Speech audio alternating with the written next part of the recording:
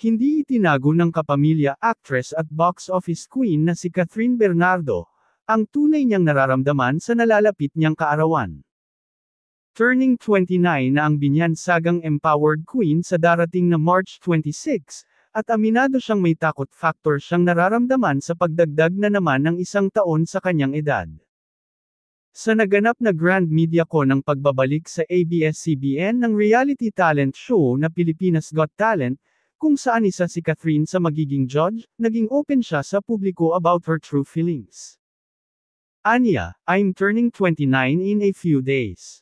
I'm at the point in my life again wherein I feel so lost.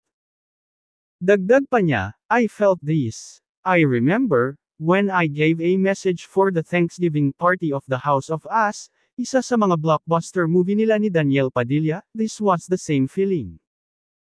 To be honest, I'm so scared, I'm so lost. But I think it's so brave na everyday I show up just like what Donnie Pangilinan, isa rin sa bagong judge ng PGT, I show up and I choose to grow and accept all the uncertainties, because I don't know, bigla ko lang siya na-feel, paliwanag ng award-winning actress. Nabanggit din ni Catherine Bernardo na maaaring birthday blues, o ang tinatawag na quarter-life crisis, ang nararamdaman niya ngayon. Parang what's next for me?